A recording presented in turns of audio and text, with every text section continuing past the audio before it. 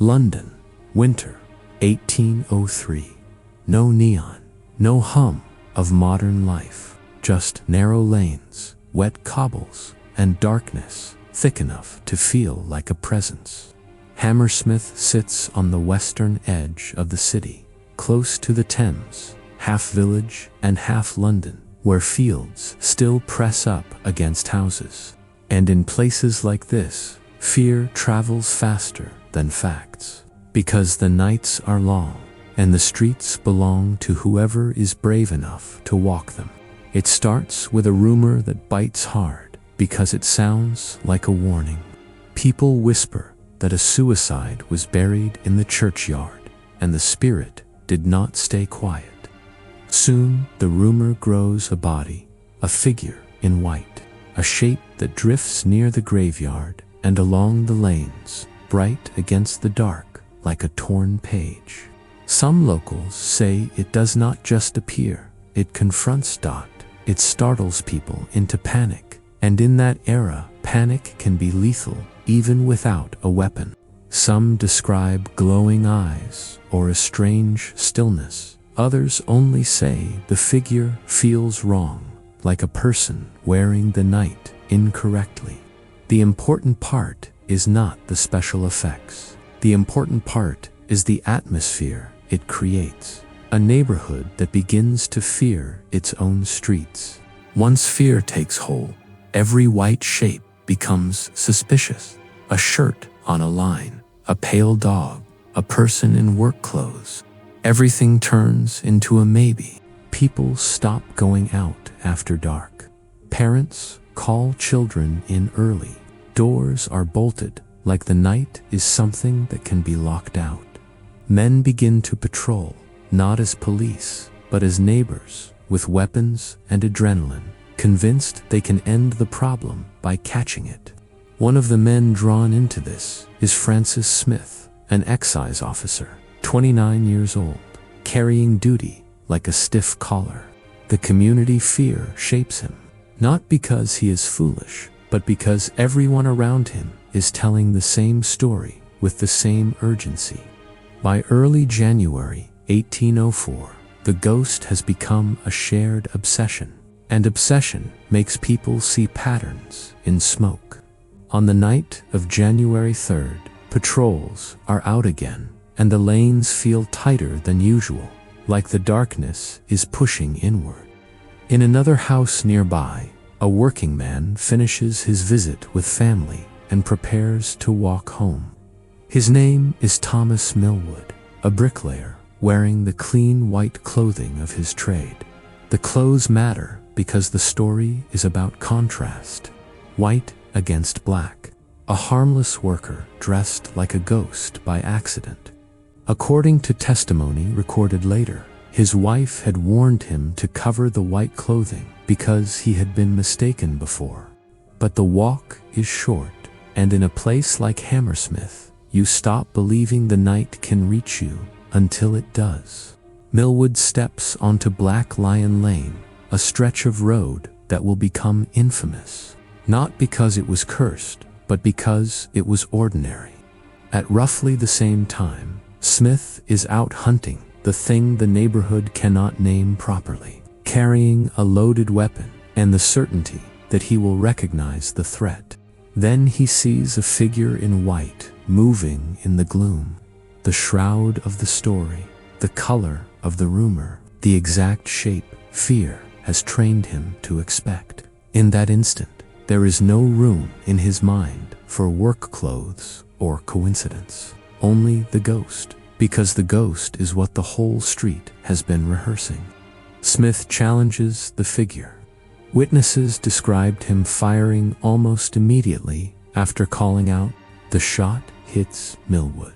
A man on his way home collapses because someone fired at a nightmare and struck reality instead.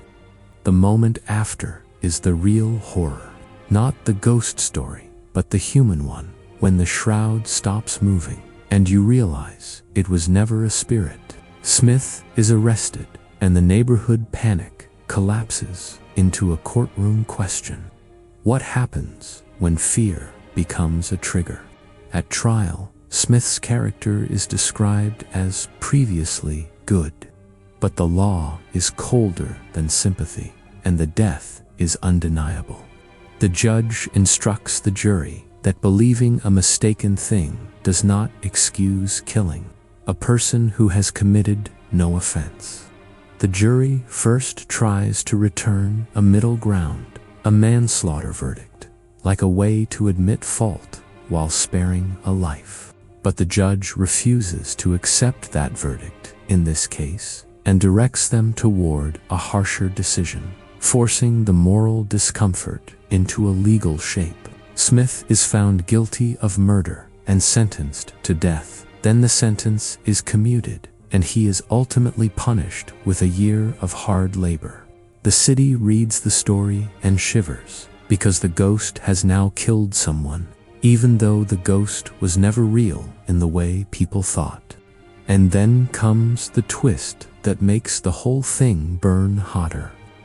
After the trial, an elderly shoemaker named John Graham is reported to have admitted he had been pretending to be the ghost, using a white sheet. His motive, as later retellings describe it, is small and bitterly human, trying to scare an apprentice after ghost stories had frightened children. That confession does not resurrect Millwood. It only sharpens the tragedy, because it proves the terror was contagious and unnecessary, and yet unstoppable once it began. The Hammersmith ghost becomes a lesson that outlives the shroud. A community can be whipped into vigilance so intense it becomes dangerous. It is also a lesson about the night itself. Before electric light, darkness was not ambience, it was authority, and the mind fills authority with enemies. If you want the haunting, it is not the sheet. It is the way belief rewrites perception. Once the story is in your head, your eyes start hunting for it.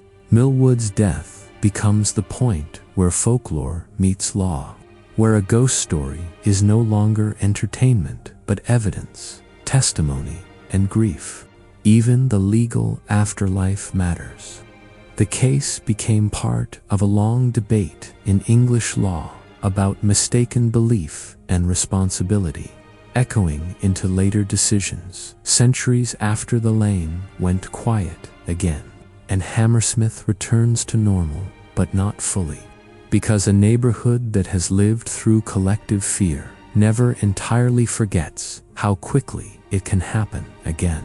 So, if you ask what the Hammersmith ghost really was, the answer is unsettling. It was a rumor that became a weapon. It was darkness that became a story. It was a white apron mistaken for a shroud. Visual suggestion, white cloth in a puddle reflecting moonlight. And the final image is not a specter at a graveyard. It is a man walking home, wearing clean work clothes, stepping into a story he never agreed to be part of. This is why I call it a supernatural case with a human ending. The ghost disappears, the consequences do not. If you want the darkest part, it is how believable it feels. Not the spirit, but the panic. Because every era has its own Hammersmith, a place where fear becomes proof. Next Supernatural Sunday, we can take a case where the phenomena stayed inside the house, where witnesses claimed objects moved and sounds answered back. And the argument becomes whether the haunting was external or psychological.